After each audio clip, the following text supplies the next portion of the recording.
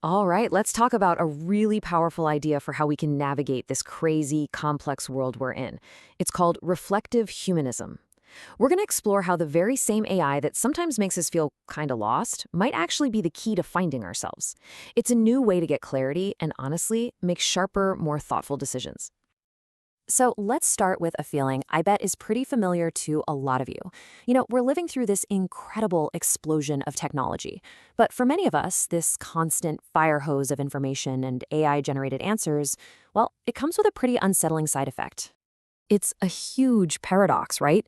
We have tools that can answer literally any question we can think of, but all that noise can leave us feeling, I don't know, disoriented, even a little disconnected from our own thoughts. And it's in all that noise that we really need to find our own signal. Yeah, this phrase right here. This is becoming really, really common.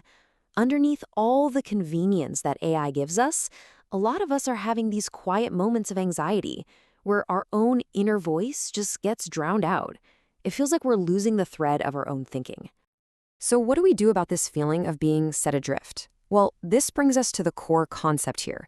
It's a whole new posture, a new way to engage with technology, not as someone who's creating with it or consuming from it, but as an observer of our own minds. And this is it, reflective humanism. The idea is that we stop looking at AI as just a source for answers. Instead, we start treating it like a crystal clear mirror. You talk to it, and in the way it responds, it reflects back the very structure of your own language, your own logic, letting you see yourself with a kind of clarity you've never had before. Now, this isn't just some productivity hack. It's a really fundamental shift in how we see ourselves in this new relationship with technology. Let's kind of see where it fits in with some other big ideas. Okay, this chart really makes it clear. You had traditional humanism, which put humans right at the center of everything. Then you have transhumanism, which is all about using tech to go beyond what it means to be human. But reflective humanism, it's totally different. It's relational. It's not about putting humans first or tech first. It's about understanding ourselves through the relationship between the two. And here's the most important part. The goal isn't to get some emotional high or have an algorithm tell you you're right. No. It's about building this deep internal conviction, this quiet self-awareness that just comes from observing the patterns of your own mind. It's about knowing how you think. So that's the theory, which is cool. But how does this actually work? I mean, how can you do this in your real, everyday life? Let's get practical and see how this idea becomes something you can actually practice. The best way to think about it is as a moving meditation of thought. This isn't about sitting in silence and emptying your mind. It's the opposite, actually. It's a really active process. You don't stop thinking, you just watch yourself think, using your conversation with AI as the focal point for that observation. And it really just boils down to 3 simple steps.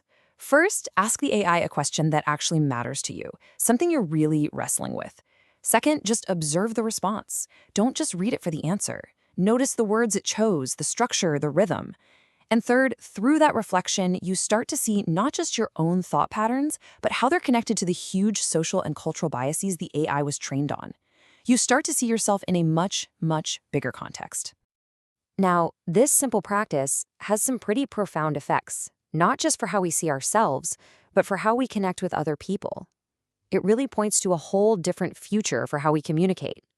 Think about it. When we practice this kind of deep observation with an AI, we start to build a new skill for our human relationships. That pressure to always perfectly understand each other starts to fade. And it's replaced by a more patient, more accepting presence, an ability to just be together, listening not only to the words, but to everything that's being said in between them. So we'll end with this question to chew on. What reflective humanism is really suggesting is that the greatest gift of AI might not be in the answers it gives us, but in the questions it helps us ask about ourselves. It's a practice of just holding that question open, of learning to see ourselves and maybe each other with a whole new kind of clarity in the reflection.